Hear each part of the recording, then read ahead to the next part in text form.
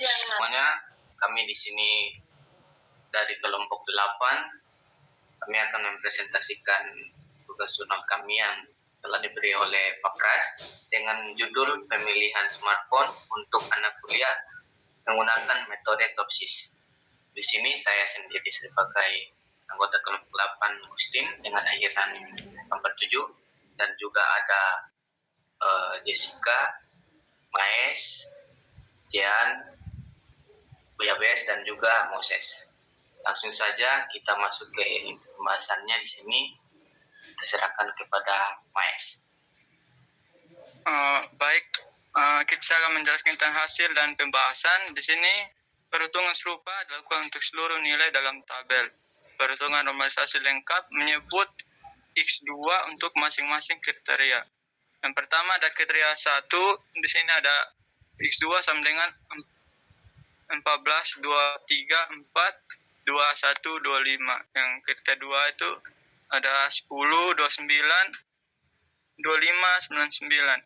Ada kriteria yang ketiga, ada 209, 79, 51. Yang berikut ada kriteria 4, ada 346, 2016. Yang kriteria 5 ada 9.000, ada 5.131. Yang berikut bisa lihat sendiri ada di perhitungan normalisasi berikut. Next.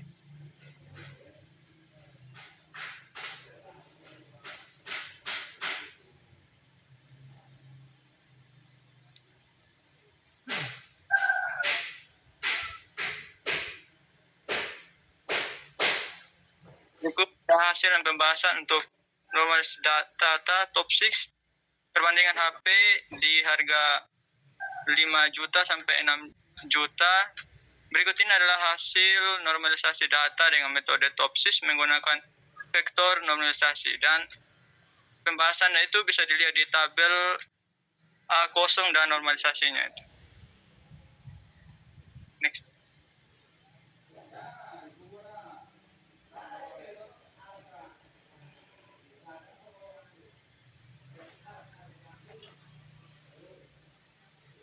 Di sini ada Realme 11 Pro Flex. Yang pertama itu Realme 11 Pro Flex itu di kriteria pertama sama dengan 5.999.0 atau 14234.2125 sama dengan 0.4214. Dan yang hasilnya juga bisa dilihat di pembahasan ini. Next.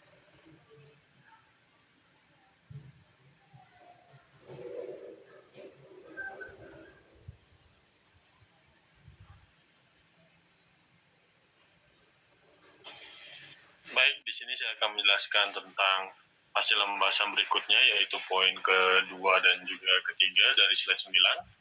Di sini saya akan menjelaskan dari poin 2, yaitu membentuk matriks keputusan ternormalisasi dan diberi bobot.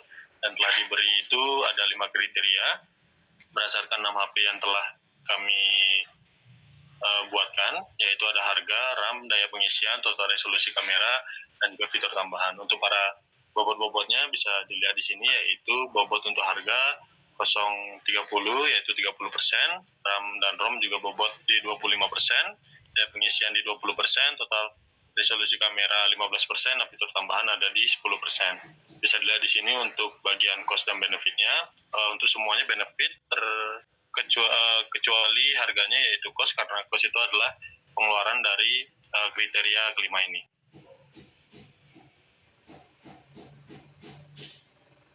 Nah, di sini kita lanjut ke poin ketiga, yaitu menentukan solusi ideal positif dan solusi ideal negatif, di mana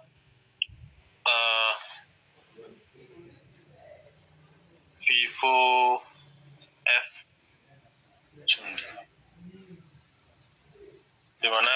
F30 di sini bisa kita lihat untuk bagian langsung saja ya, tabel paling atas itu tabel normalisasi, yaitu tabel yang sudah normalisasi dari data yang di atas, di mana itu adalah hasilnya. Di mana tabel normalisasi ini kita akan turunkan ke solusi ideal positif A plusnya. Disinilah kita mendapatkan solusi ideal positifnya, di mana kita bisa mendapatkan untuk C1 yang menang. Contohnya adalah nomor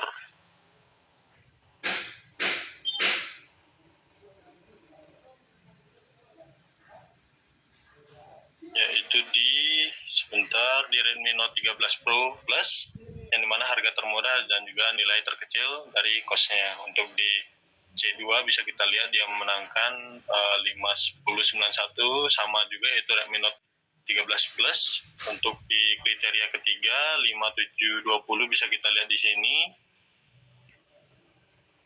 yaitu Redmi Note 13 Plus juga untuk charging tertinggi. Jadi bisa kita lihat di sini untuk solusi ideal positifnya bisa dilihat Redmi Note 13 Pro Plus ini mendapatkan solusi ideal paling positif ya dari semua kriteria yang telah kita punya. Untuk solusi ideal negatif juga sama, tidak ada yang berubah, yaitu kita mencari kebalikan dari ideal positifnya, mulai dari harga sampai baterai, resolusi, sama fitur-fiturnya. Bisa dilihat di sini, sama untuk penilaian dan juga untuk pemilihannya juga sama seperti ideal positif A plus tadi, yang dimana kriteria C01 4214 itu Galaxy A55 untuk harga termahalnya, nilai terbesar untuk cost-nya, sampai seterusnya yang mulai dari RAM yang paling terkecil dan juga charging yang paling terendah, resolusi kamera terendah, di mana kita bisa melihat bahwa solusi ideal negatif A plus ini di Galaxy A55. Untuk ringkasannya bisa dilihat di sini. Ini ringkasan solusi ideal positif dan juga ideal negatif, di mana ideal positif yang bisa didapatkan yaitu 03828, ideal negatif yaitu 08214, yang dimana paling atas itu harga, di bawahnya RAM, di bawahnya lagi charging, bawahnya resolusi kamera, dan di bawahnya itu fitur tambahan. Sorry nggak ada penjelasan karena terkait pengurangan tabel, jadi sedikit tidak ada ringkasan di bagian akhirnya untuk penamaan solusinya.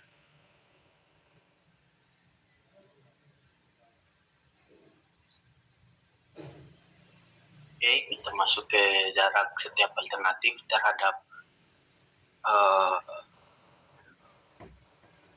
terhadap solusi ideal, positif, dan negatif. Di sini kita dapatkan jarak ke solusi idealnya dari Vivo V30 sampai Poco F6. Mungkin bisa saya langsung lihat di tabel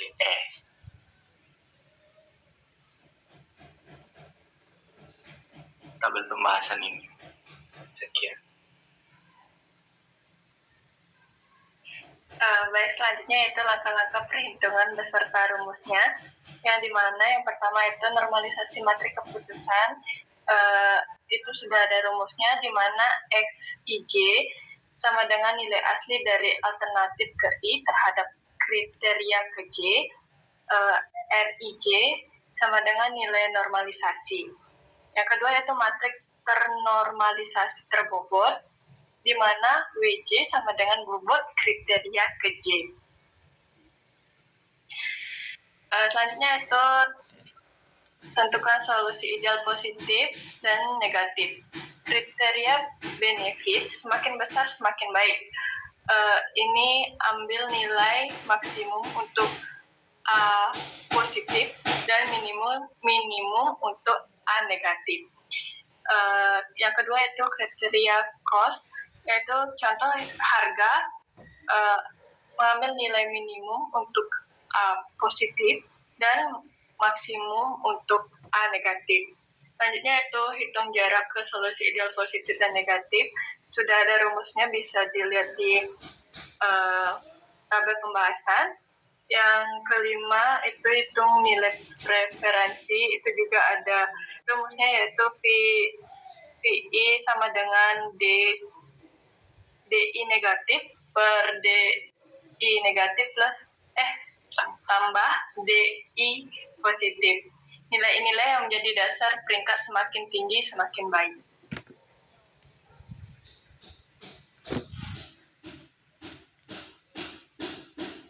Ya, kita masuk pada langkah-langkah perhitungan beserta rumusnya. Ya, data alternatif dan kriteria.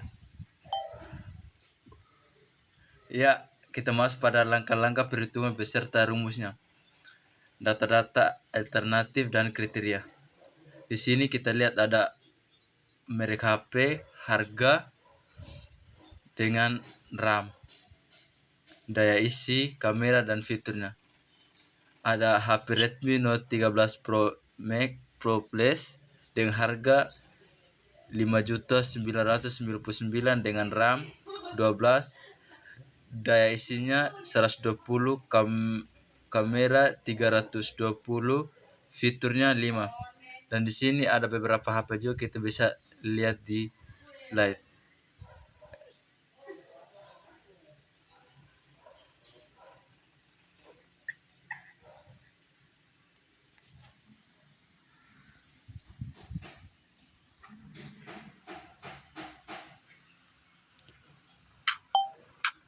Dan yang terakhir hasil dan pembahasan itu.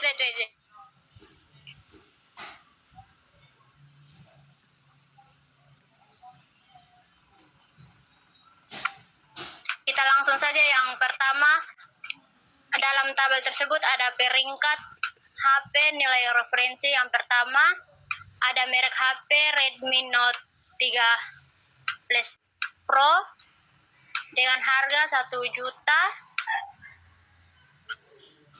Yang kedua Realme 11 Pro Plus 0.839. Yang ketiga Poco F6 0.541. Yang keempat Vivo V30 0513. Yang kelima Oppo Reno 11 5GB 0.302. Yang keenam Galaxy A555GB 0.000. Dan kesimpulannya ada yang sebagai berikut, bisa dilihat sendiri. Next.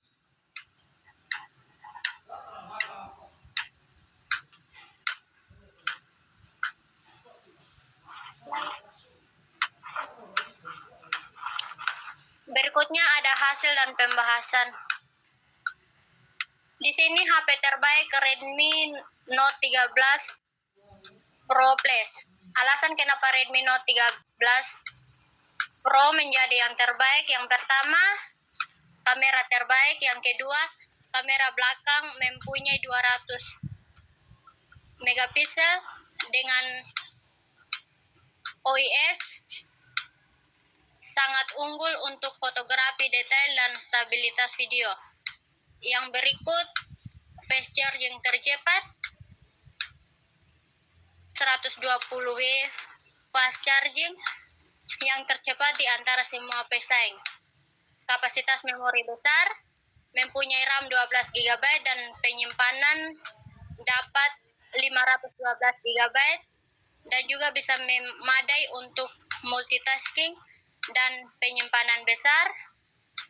Dan yang berikut mendapat fitur tambahan premium, layar AMOLED 1.5K, sertifikasi IP68, bisa tahan air dan debu, fitur langka di harga ini. Yang berikut ada harga kompetitif, bisa dilihat sendiri dengan harga 5.449.000.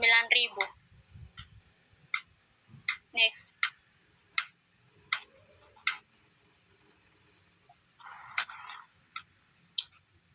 Kenapa HP lain skornya lebih rendah? Karena Realme 11 Pro Plus hampir setara, tapi kalah sedikit di fitur ketahanan, tidak punya IP atau rating. Yang kedua, Vivo V30 unggul di kamera depan dan layar, tapi fast charging dan fitur pelindung kurang mencolok. Yang ketiga, pocok F6 memiliki capture kenceng, tapi kamera dan fitur pelindung masih kalah. Galaxy A555 GB tampil baik dalam build quality, tapi kalah di RAM, charging dan harga. Yang terakhir, Oppo Reno 11 5 GB seimbang, tapi kalah dari segi kamera utama dan nilai tambah lainnya.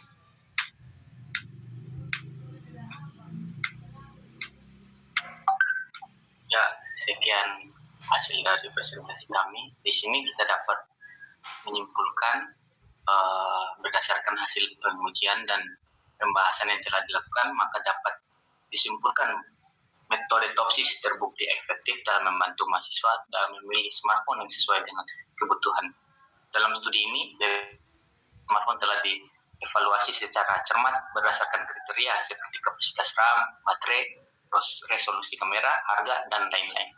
Setelah melalui proses penyeleksian, maka diperoleh hasil akhir berupa peringkat dari setiap alternatif smartphone. Saran yang dapat diberikan adalah menambahkan lebih banyak alternatif atau pilihan smartphone untuk dilakukan penyeleksian lebih lanjut, bertujuan untuk mendapatkan hasil yang lebih konkret. Sistem ini bisa digambarkan menjadi bentuk dalam web ataupun aplikasi agar dapat digunakan secara luas dan juga interaktif. Sekian dari hasil presentasi kelompok 8. Maaf jika ada salah kata, tolong dimaklumi. Terima kasih.